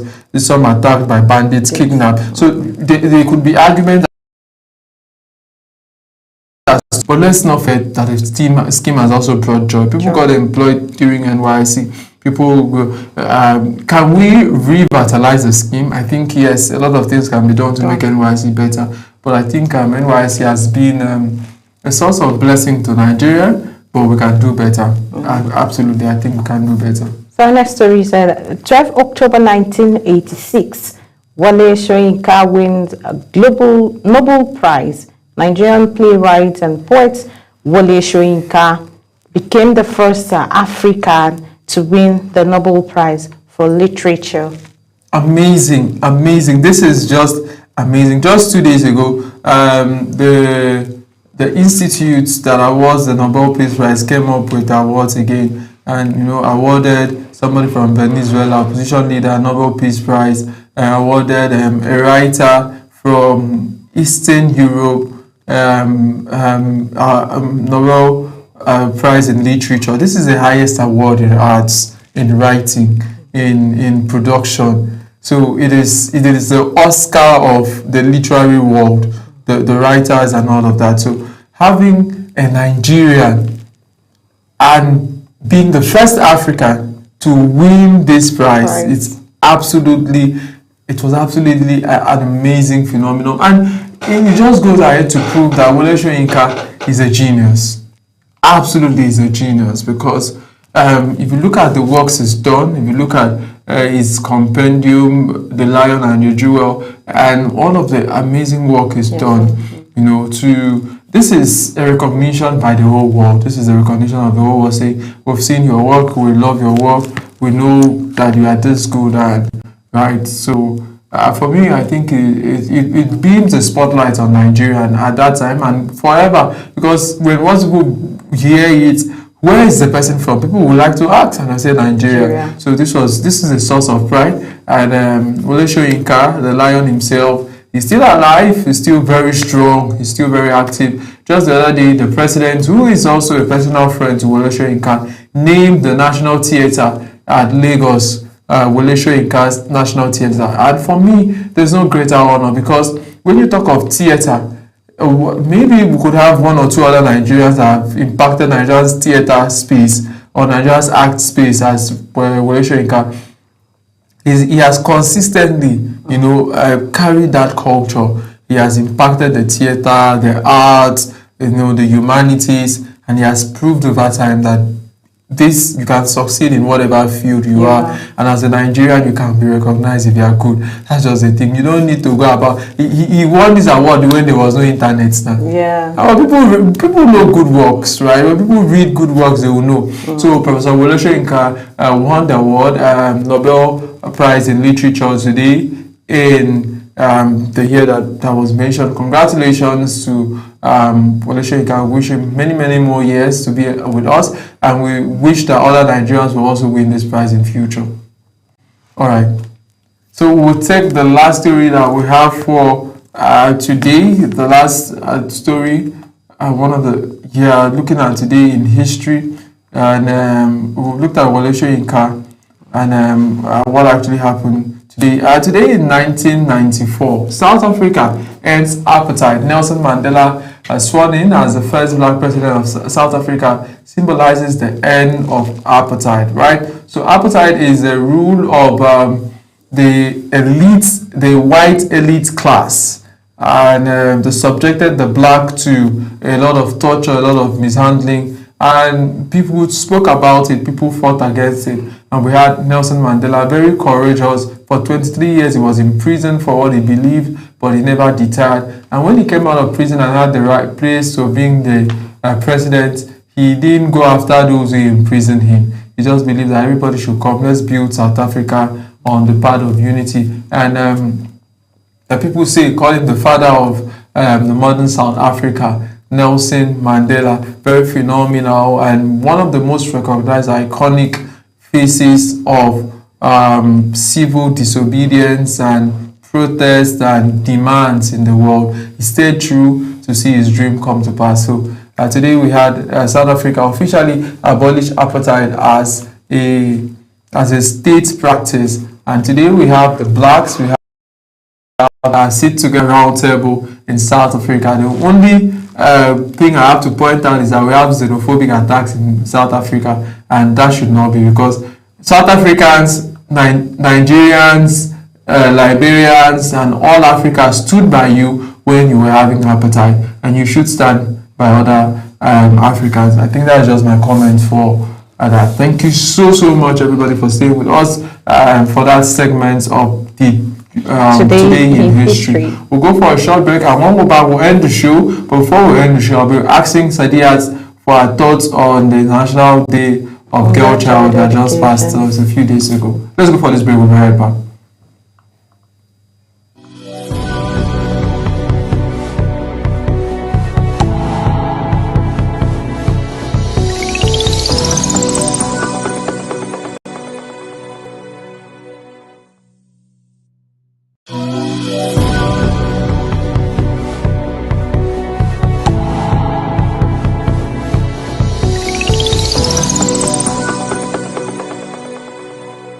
Welcome back. So as we try to round up and end the show now, wind down, we asked Sadiat, because just some days ago we celebrated National Day of the Girl Child. How does it feel to be a girl child? It's easy, right? Yeah, it's easy, it's sweet. I don't know. Why is it easy? Why is it easy? If I'm to come back in my next world. Why is it easy? Let me learn first. If I'm to come back in my next world, I'll choose to come back as a girl. Why?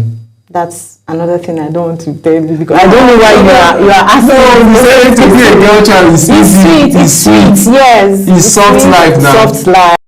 You are a man. You understand what I'm talking about. Of course, to have a girl child is a blessing. Absolutely. Other gender shouldn't pick offense in what I'm about to say. If you have a girl child, if you have a girl child, we have this belief in us. It's not even belief.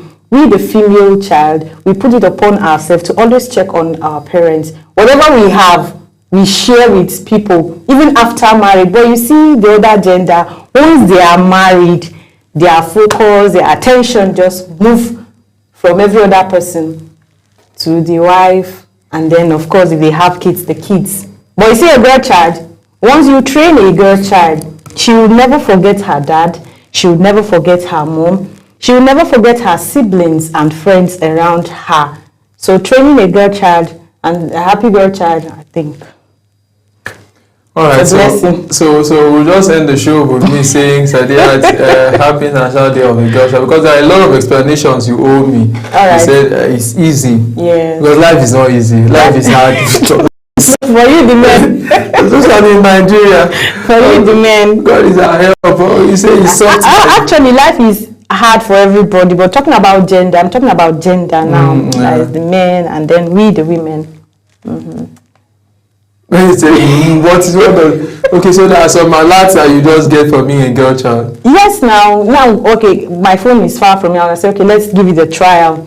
Let's call like 2 to 3 people. You call 3 people from your end, and I'll call 3 people from my end. Let's just ask for maybe a token of 5K or 20K, and let's see who wins. No, I'm not doing competition with you. So let me tell you. but do they need anything in return? No, you mustn't give anything in return. But you may give if you want to. If I want to give you, I'll give you. No, don't give me anything. Alright guys, that's how we end the show this morning. Do have a wonderful day ahead of you. Enjoy the rest of our broadcast. But let me go Musara and have the ever delectable Sadiya join me as we did this Global Morning, Sunday morning edition. Good morning and thank you for watching. Happy International Day of the Girl Child. Happy International Day of the Girl Child. Take care of that, your girl child. Take care of her very, very well. It's well with the men. God will help. Amen. All right. Bye for now.